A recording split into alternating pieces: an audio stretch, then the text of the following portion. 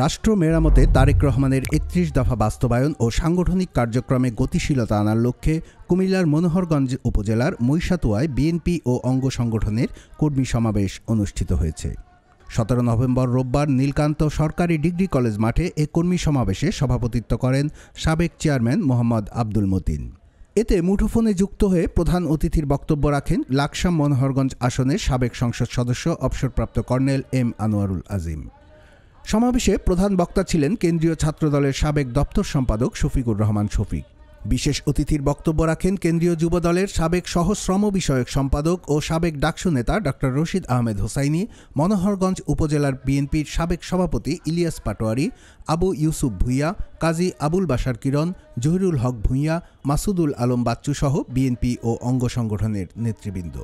প্রধান অতিথির বক্তব্যে এম আনোয়ারুল আজিম বলেন, দেশনেত্রী বেগম খালেদা জিয়া ও তারেক জিয়ার নির্দেশনা মেনে কাজ করতে হবে এবং আগামী নির্বাচনে দলীয় প্রার্থীকে নির্বাচিত করার লক্ষ্যে সবাইকে ঐক্যবদ্ধ থাকতে হবে। এ সময়ে দলে কোনো বিভক্তি সৃষ্টি না করারও আহ্বান জানান তিনি। প্রধান বক্তা কেন্দ্রীয় ছাত্রদলের সাবেক দপ্তর সম্পাদক শফিকুর রহমান শফিক বলেন, যারা অতীতে আওয়ামী লীগের দোসর হয়ে কাজ করেছে তারাই এখন দলে বিশৃঙ্খলা সৃষ্টি করে কর্মীদের বিভ্রান্ত করার চেষ্টা করছে।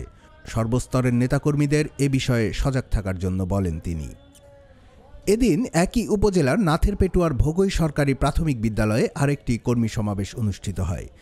স্থানীয় বিএনপি ও অঙ্গ সংগঠনকে সুসংগঠিত ও সাংগঠনিক কার্যক্রম বৃদ্ধি করার লক্ষ্যে আয়োজিত সমাবেশে সভাপতিত্ব করেন নাথেরপেটুয়া ইউনিয়ন বিএনপির সভাপতি নাজির আহমেদ।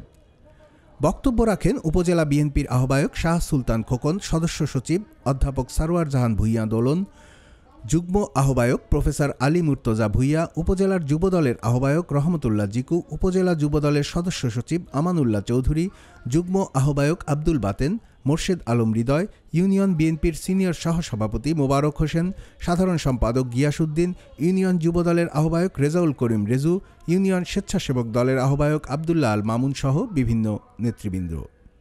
সমাবেশে বক্তারা বিএনপির কেন্দ্রীয় শিল্প বিষয়ক সম্পাদক আবুল কালামের দিক নির্দেশনায় আগামী দিনে মনোহরগঞ্জে বিএনপি ও অঙ্গ সংগঠনকে ঐক্যবদ্ধভাবে এগিয়ে নেয়ার আহ্বান জানান। কুমিল্লার কাগজ নিউজ ডেস্ক।